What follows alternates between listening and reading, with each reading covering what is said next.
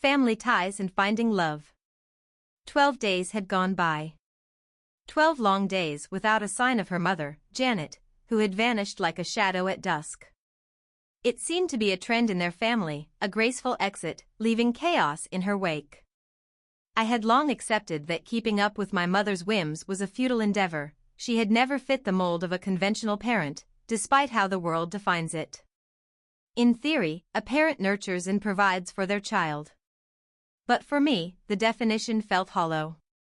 My mother was more of a free spirit, floating through life without a care for her responsibilities. I often wondered if she even realized she had a daughter.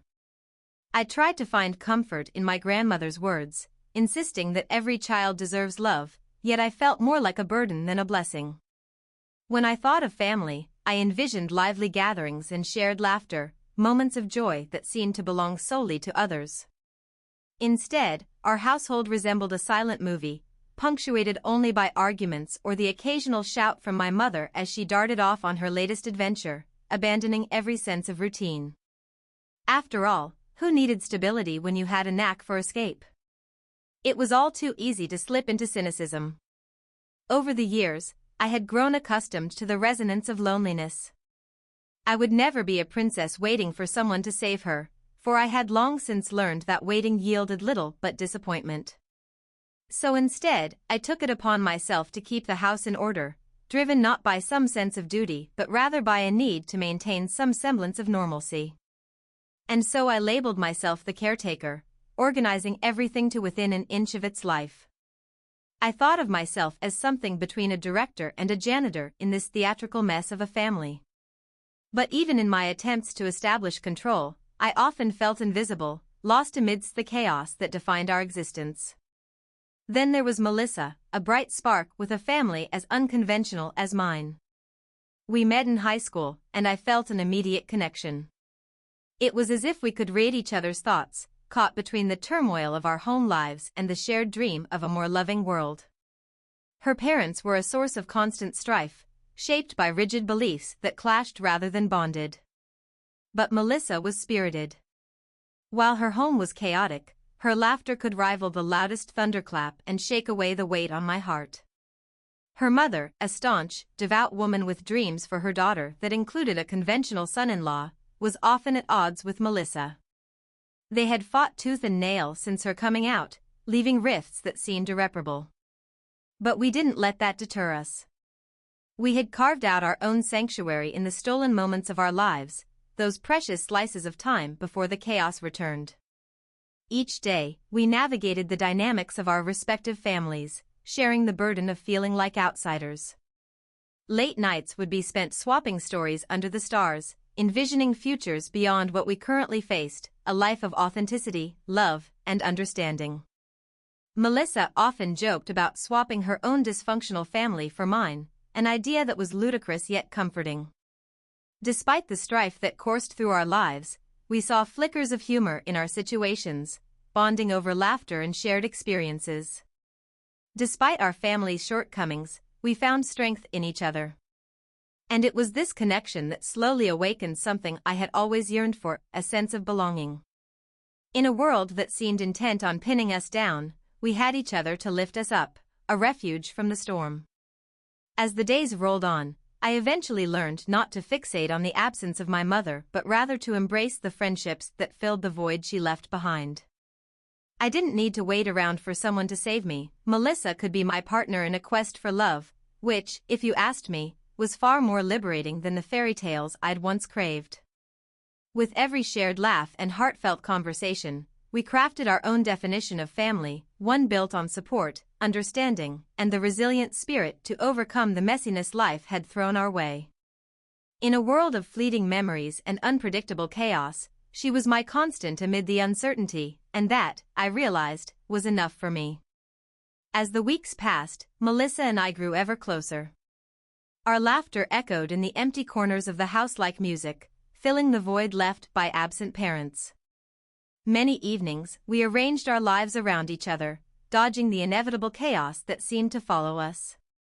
We created our own routines, finding solace in the mundane, homework sprawled across the living room floor, late-night snack raids, and moments of reflection while discussing our hopes for the future.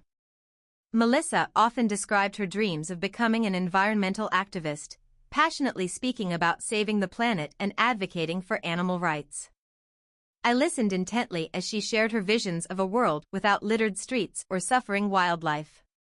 Her optimism was infectious, igniting a flame of desire within me to make a difference, too. We talked about planting a community garden, fostering a love for nature that we could share with others. Each seed of an idea took root in our conversations, allowing us to dream together of possibilities that seemed so far removed from our harsh realities. But as much as we dreamt of transforming our world, we also carried the weight of our own family struggles. Melissa's mother's disapproval hovered like a storm cloud, and I couldn't shake the feeling of abandonment whenever my own mother disappeared for days on end. Yet, I found a strange comfort in our shared experiences, connecting us in ways that deepened our bond. We were two girls standing on the fringes of our families, desiring more than what we currently felt was possible. One afternoon, while walking through town, we stumbled upon a small park bustling with life. Children played nearby while couples strolled hand in hand, a sight that both warmed and ached our hearts. As we sat on a sun-drenched bench, I turned to Melissa and quietly confessed a fear that had been nagging at me. What if we never escape this? I asked, staring at the ground. What if our lives continue to look like this, filled with chaos, disappointment, and neglect? Melissa tilted her head and met my gaze, her eyes sparkling with determination. We won't be like our parents, she said fiercely. We're already different. Look at us, we support each other, we care, and we want better.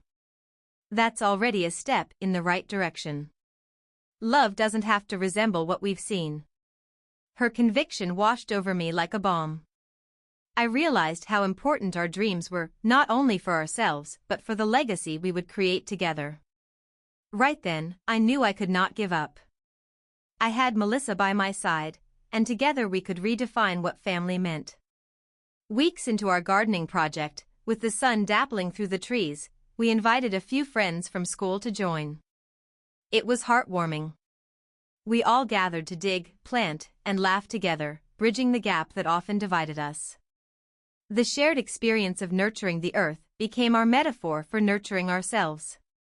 As we tended to the fledgling plants, new friendships blossomed, creating a community that felt more like family than any blood relation ever had. Together, we formed a nexus of support that felt unshakable.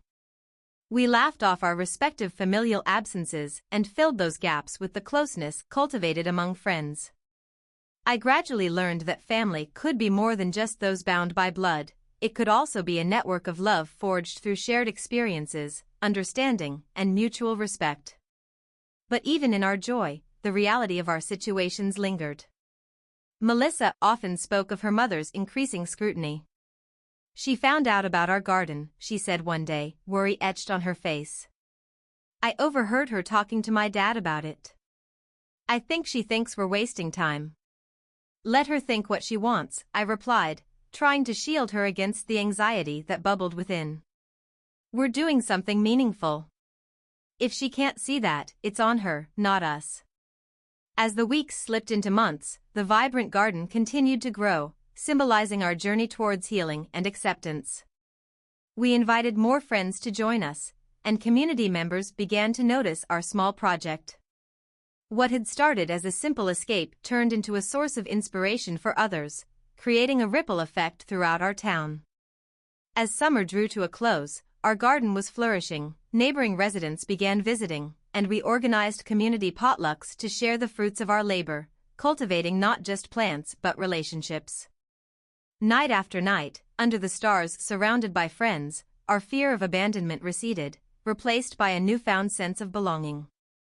Then came the day of our first garden festival, and I was buzzing with excitement. We sealed every meal with laughter, hoping to inspire others to plant their roots in this nurturing space. The community came alive, and I caught sight of Melissa's smile, radiant in the twilight. In that moment, I realized just how far we had come. As dusk cloaked the evening, we found ourselves at the center of it all, hands intertwined, gazing at the thrumming energy around us. This is what family looks like, I said softly, squeezing her hand. Not perfect, but filled with love. She nodded, tears glimmering in her eyes. Yeah. And it's beautiful. It was then I knew we were on a path not only to healing ourselves but also to creating a space where love flourished, a garden of both vines and dreams, representing the resilience we had built together. Even if our biological families were flawed, we had woven a new tapestry, one infused with hope, acceptance, and a love that knew no bounds. And with that, the shadows that had long haunted us began to fade, replaced by the light of community and connection that lay ahead. Together, we would nurture that light and watch it grow, side by side, determined to keep blooming, no matter what challenges life threw our way. The festival was a resounding success, and the joy radiating from the gathering lingered long after the last dish was cleared away. The garden buzzed with life, children played tag among the vibrant flower beds, and laughter spilled into the twilight. For the first time in a while, I felt an overwhelming sense of hope, a feeling I feared I'd lost. Over the next few weeks, we dedicated ourselves to this blossoming community. I felt a sense of purpose, waking each morning with a clear objective, to nurture the garden, connect with others, and take small steps toward transforming our town into a stronger, more supportive place. Melissa and I organized more events, workshops on sustainable gardening, and community meetings to ensure everyone felt involved. It was becoming a hub for change. But as we expanded our reach, the specter of our families loomed larger. Melissa's mother remained vigilant. At times, I sensed Melissa's unease, the tightness in her shoulders when she received an unexpected text from her. "She's going to show up sooner or later," Melissa confided one evening as we watered the seedlings. "I just know it." A knot tightened in my stomach. We'd created something so beautiful here, one I feared might be crushed under the weight of her disapproval. But each day, as we walked through the garden, I reminded her of how far we'd come. "We've built this for us, not for her," I reassured her, hoping to help her stay grounded amid the uncertainty. Then one crisp Saturday afternoon, the tension escalated when I received a frantic call from Melissa. "She's here, and she's not happy," Melissa said, her voice a tremor of nerves. "Where are you?" I asked, my heart racing. "At the garden." "She walked right in while we were setting up for the workshop," she admitted. "I'll be there in 5, I replied, determined to support her. I rushed to the garden, my pulse quickening as I approached. Disturbing shouts rang through the air. As I turned the corner, I spotted Melissa standing in a defensive stance, her arms crossed, and a determined look on her face. Opposite her stood her mother, the embodiment of disapproval, arms akimbo and a look of disappointment etched deeply into her features. "Melissa. I can't believe you're wasting your time on this nonsense," her mother snapped, her voice cutting through the chatter of the gathering crowd. "You put down your studies for this? What will people think?" The moment I stepped forward, I felt the tension in the air thicken. Melissa met my gaze, silently pleading for support. "Mom," she said, her voice steadier than I expected, "this isn't nonsense. It's important to me and to everyone here." Her mother huffed, eyes narrowing. "What's important is your future, not this, she gestured dismissively at the group of friends chatting in the background, "this chaos." Looking around, I saw friends whose lives had been touched by our garden, their smiles illuminating the dimming light of the day. I stepped beside Melissa, giving her a reassuring squeeze. "Mrs. Harper, this chaos is bringing our community together. It's giving people a place where they can connect, share ideas, and heal. Just because it's not what you envisioned doesn't mean it lacks value." Her mother's gaze shifted to me, confusion shadowing her expression. "And who asked you for your opinion?" I inhaled sharply but held my ground. "Melissa invited me into her life, and I intend to stand by her. This garden is a testament to everything she believes in. Maybe you should take a moment to understand her perspective instead of imposing your own." There was a moment of stunned silence as she blinked at me, caught off guard by my readiness to challenge her. In that instant, I saw a flicker of something, perhaps uncertainty? But it was quickly replaced by defiance. You don't know anything about my daughter. You've both traded a proper life for this misguided fantasy. I swallowed hard as anger and resentment flared. Maybe you don't know anything about her either. She deserves to explore her passions, not feel shackled by expectations. It's her life. The shift in energy was palpable, the tension thick as we stood facing each other. Melissa's expression was resolute but filled with uncertainty, as though she was both proud of my defense and terrifically anxious about the potential fallout. Finally, her mother let out a weary sigh, arms dropping to her sides. I don't understand, she murmured, quieter now. I wanted you to be successful, to have a comfortable life. Why can't you see that? Her voice cracked, and for the first time, I recognized vulnerability beneath her tough exterior. Melissa stepped forward, her voice gentle. Mom, I want that too. But I also want to be happy, and this, she gestured to the garden teeming with life and laughter, this makes me happy. A long silence fell between them, and I could see the gears turning in her mother's head as she wrestled with emotions. I held my breath, unsure of what would unfold next. Eventually, her mother's features softened, and she looked around, taking in the vibrant atmosphere. Maybe I've been too hard on you, she admitted, her tone almost reluctant. But I'm just so afraid of losing you to this alternative life. No one is losing anyone. We're just gaining new experiences, Melissa said, her voice steadier now. Allow me to have both, a future that includes my dreams rather than denying them. Beside me, I felt hopeful energy beginning to shift the scene before us. As the crowd started to return their attention to the activities, Melissa's mother frowned but glanced at her daughter with an uncertainty that hinted at an emerging understanding. Maybe I can try to understand, she said finally, though her voice was still laced with hesitance. But you have to meet me halfway. Melissa nodded, a spark of hope igniting in her eyes. I will, I promise. Finally, her mother sighed, the tension beginning to melt. Just allow me to be a part of this, she added softly, her expression softening as she surveyed the smiling crowd. Let me learn what you love about it. The air around us changed as both women stood there, eyeing one another for a moment longer, then allowing the warmth of understanding to diffuse the conflict. The tension wouldn't disappear entirely, but the resolution was a start, a bridge toward healing the rifts that had formed and creating a space where Melissa could be herself without fear. We exchanged glances, bonded by this moment.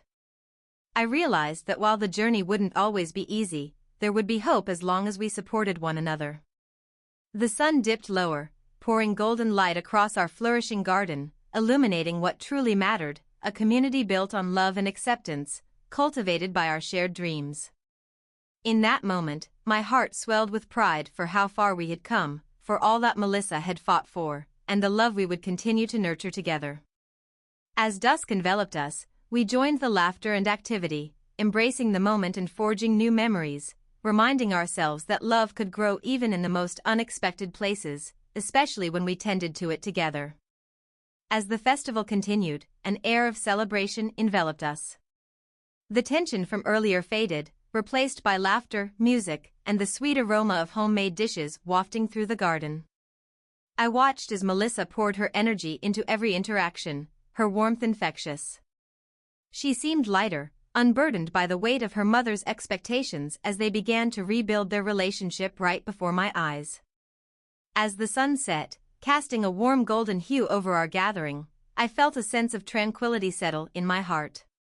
It wasn't just a physical space that we had cultivated, it was a refuge, a sanctuary where individuals could connect, express themselves, and truly belong.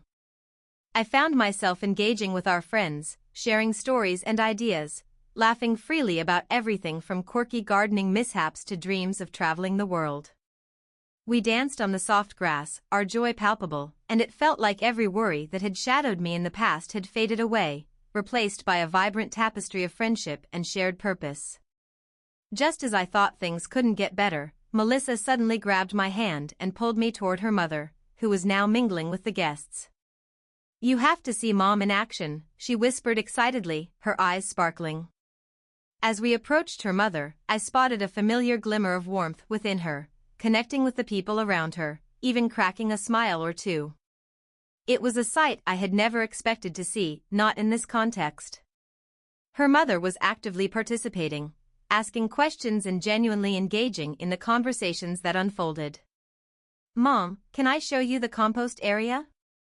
Melissa suggested, her eyes alight with enthusiasm. You won't believe how much it helps, the way it turns waste into nutrient-rich soil. It's really amazing. Her mother hesitated for just a moment, a flicker of apprehension crossing her expression before she nodded, accepting the invitation. All right, let's see this compost you're so excited about, she said, a hint of resignation in her tone, which melted into curiosity. As I watched them walk away, a swell of hope filled my chest. It was a small step, but it felt monumental. Watching Melissa connect with her mother on this level signaled a shift, a new chapter unfurling in their relationship. It was a reminder of the power of love and openness to heal wounds. The evening wore on, filled with laughter and good food. As night blanketed the garden, colorful fairy lights twinkled above us like stars come to life. An impromptu bonfire was started, and friends began sharing stories and gratefulness. I felt the gentle whisper of change in the air. One by one, our community revealed its dreams and aspirations, setting intentions for the future. And then, standing close to the fire, I felt a warm presence beside me. I turned, and there was Melissa, her face aglow under the soft lights. Thank you for standing up for me, she said, sincerity threading her words. I honestly don't know what I would have done without you. You don't have to thank me, I replied, my heart warming at her appreciation. You've shown me what bravery looks like. I'm just glad I could be there for you. Melissa smiled, a tender look appearing in her eyes as she slipped her hand into mine.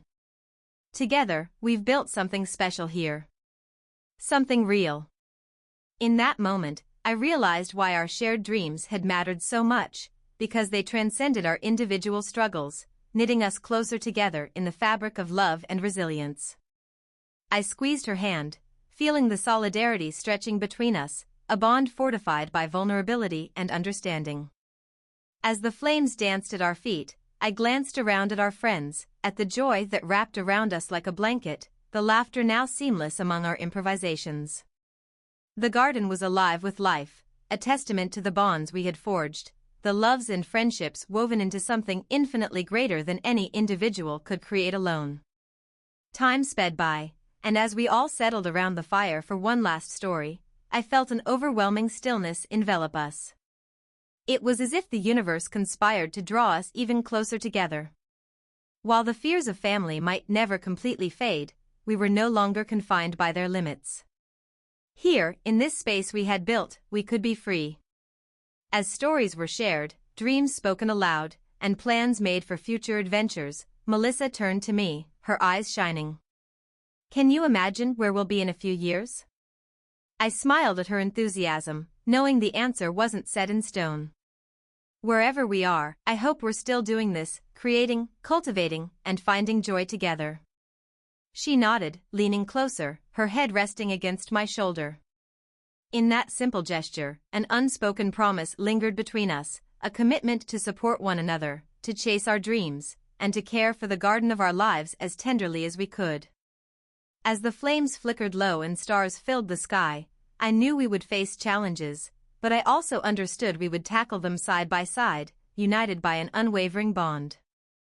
The gardens we tended symbolized more than just plants. They represented our hopes, our futures, and the families created not by blood but by choice. And so, as the embers glowed softly against the night sky, I wrapped my arm around Melissa, and together we imagined the life we would cultivate. For in love, whether shared with a partner, a friend, or a community, was the richest soil in which to grow. With hearts intertwined, we would nurture our dreams, one day at a time, side by side, as the garden around us flourished just like us. In that moment, we were home.